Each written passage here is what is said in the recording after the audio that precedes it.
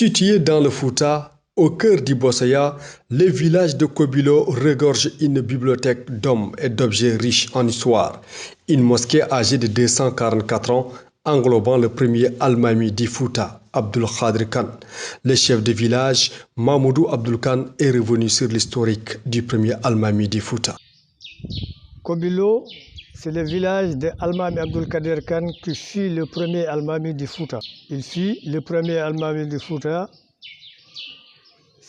La révolution du Fouta, c'est en ce moment, en 1776, qu'il fut Almami du Fouta. Il a régné pendant 33 ans et a construit 33 mosquées. Donc celle-là est la première parmi les 33. Également avec ses condisciples. On ne peut pas parler d'Almami Abdul sans parler de Suleiman Bal. La révolution du Fouta est fondée par Suleiman Bal, Almami Abdul Kader Khan, Abdul Karim Daf, etc., etc. Selon le chef de village, on ne peut parler d'Almamiya sans évoquer la première mosquée du Fouta. Donc cette mosquée, elle a été construite en 1776 par Almami Abdul Kader Khan. De 1776 à nos jours, la mosquée reste intacte. Vous avez pu visiter la toiture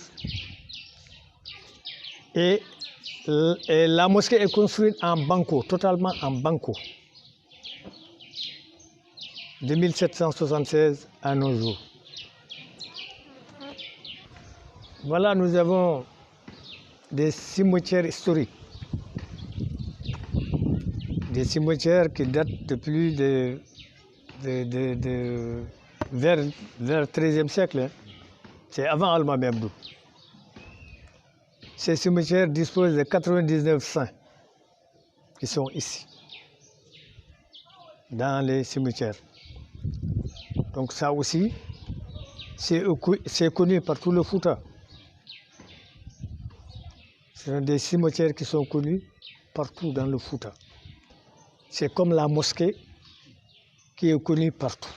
Elle est la première dans le Fouta. La deuxième construite, c'est celle de Sénépalil.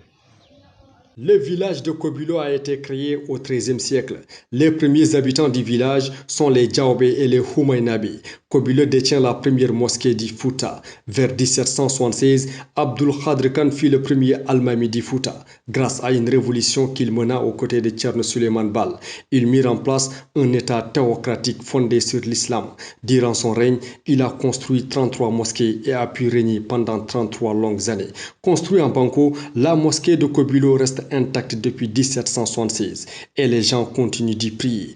Au cimetière d'Asso à Kobilo repose 99 saints. Aujourd'hui, l'image de la mosquée est rangée dans les vitrines du patrimoine de l'UNESCO.